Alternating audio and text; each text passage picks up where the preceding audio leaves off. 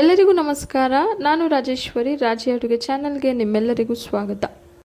ಇವತ್ತಿನ special recipe simple ಆಗಿ ಟೇಸ್ಟಿಯಾಗಿ ಕ್ಯಾರೆಟು ಬಾದಾಮನ್ನ ಬಳಸಿ ಒಂದು ಖೀರ್ ರೆಸಿಪಿಯನ್ನು ಮಾಡೋಣ. ಈ ರೆಸಿಪಿ ಮಕ್ಕಳಿಂದ ಹಿಡಿದು ದೊಡ್ಡೋರ್ವರೆಗೂ ತುಂಬಾ ಇಷ್ಟ ಆಗುತ್ತೆ, ಅಷ್ಟು ರುಚಿಯಾಗಿರುತ್ತೆ.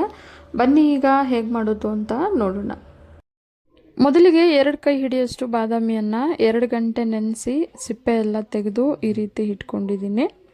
ನಂತರ 2 ಕ್ಯಾರೆಟನ್ನು ಚೆನ್ನಾಗಿ ತೊಳೆದು ಸಿಪ್ಪೆ ಎಲ್ಲ ತೆಗೆದು ವಿಡಿಯೋನಲ್ಲಿ ತೋರಿಸ್ತಿರೋ ಹಾಗೆ ಕಟ್ ಮಾಡಿ ಇಟ್ಕೊಂಡಿದ್ದೀನಿ.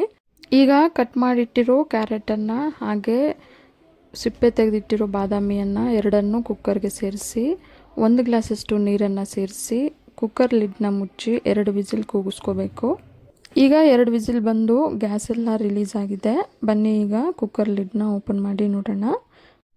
ನೋಡಿ, ಕ್ಯಾರೆಟು ಬಾದಾಮಿ ಎಲ್ಲ ಚೆನ್ನಾಗಿ ಬೆಂದಿದೆ. ಈಗ ಕ್ಯಾರೆಟು ಬಾದಾಮಿ ಬೇಯಿಸಿರೋ ನೀರನ್ನು ಒಂದು ಬೌಲ್ಗೆ ಬಸ್ಕೋಬೇಕು. ನಂತರ ಈ ಕ್ಯಾರೆಟು ಬಾದಾಮಿ ಏನಿದೆ ಇದನ್ನು ಒಂದು ತಟ್ಟೆಗೆ ಸೇರಿಸಿ ಪೂರ್ತಿಯಾಗಿ ತಣ್ಣಗಾಗೋದಕ್ಕೆ ಬಿಡಬೇಕು. ಈಗ ಒಂದು ಮಿಕ್ಸಿ ಜಾರ್ಗೆ ಮೊದಲು ಬಾದಾಮಿಯನ್ನು ಮಾತ್ರ ಸೇರಿಸಿ ತರತರಿಯಾಗಿ ರುಬ್ಕೋಬೇಕು. ನಂತರ ಕ್ಯಾರೆಟನ್ನು ಸೇರಿಸಿ ನೀರನ್ನು ಸೇರಿಸ್ತೇನೆ ಒಂದು ಸಲ ಗ್ರೈಂಡ್ ಮಾಡ್ಕೋಬೇಕು.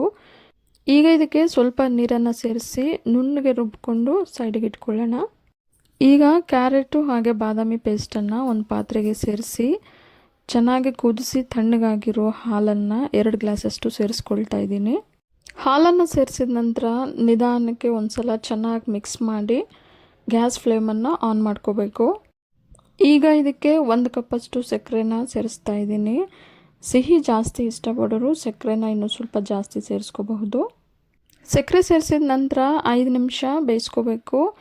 5 ನಿಮಿಷದ ನಂತರ ಅರ್ಧ ಟೀ ಸ್ಪೂನಷ್ಟು ಏಲಕ್ಕಿ ಪುಡಿಯನ್ನು ಸೇರಿಸಿ ಮತ್ತೊಮ್ಮೆ ಮಿಕ್ಸ್ ಮಾಡಿ 2 ನಿಮಿಷ ಬೇಯಿಸ್ಕೋಬೇಕು.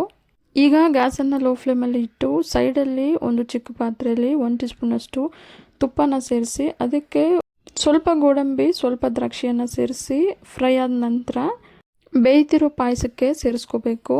ದ್ರಾಕ್ಷಿ ಗೋಡಂಬಿನ ಸೇರಿಸಾದ್ಮೇಲೆ ಮತ್ತೊಮ್ಮೆ 2 ನಿಮಿಷ ಬೇಯಿಸ್ಕೊಂಡ್ರೆ ಬಿಸಿ ಬಿಸಿಯಾದ ರುಚಿಯಾದ ಕ್ಯಾರೆಟ್ ಬಾದಾಮ್ ಖೀರ್ ಸರ್ವ್ ಮಾಡೋದಕ್ಕೆ ರೆಡಿ ಆಗುತ್ತೆ. ಇದು ಬಿಸಿಲಿ ತಿನ್ನೋದಕ್ಕಿಂತ ತಣ್ಣಗಾದ್ಮೇಲೆ ತಿನ್ನೋದ್ರಿಂದ ಇನ್ನೂ ರುಚಿ ತುಂಬ ಚೆನ್ನಾಗಿರುತ್ತೆ. ಇವತ್ತಿನ ಈ ಸಿಂಪಲ್ ಟೇಸ್ಟಿ ರೆಸಿಪಿ ನಿಮಗೆಲ್ಲ ಇಷ್ಟ ಆಗಿದೆ ಅಂದ್ಕೊಂಡಿದ್ದೀನಿ. ಇಷ್ಟ ಆಗಿದರೆ ಈಗಲೇ ಒಂದು ಲೈಕ್ ಮಾಡಿ, ಹಾಗೆ ನಿಮ್ಮ ಫ್ಯಾಮಿಲಿ ಆ್ಯಂಡ್ ಫ್ರೆಂಡ್ಸ್ ಜೊತೆ ಶೇರ್ ಮಾಡಿ. ಮತ್ತಷ್ಟು ಈಸಿ ಟೇಸ್ಟಿ ರೆಸಿಪಿಗಳಿಗೋಸ್ಕರ ರಾಜಿ ಅಡುಗೆನ ಸಬ್ಸ್ಕ್ರೈಬ್ ಆಗೋದನ್ನು ಮರಿಬೇಡಿ. ಮತ್ತೊಂದು ಟೇಸ್ಟಿ ರೆಸಿಪಿಯೊಂದಿಗೆ ಮುಂದಿನ ವಿಡಿಯೋದಲ್ಲಿ ಸಿಗೋಣ. ಧನ್ಯವಾದಗಳು.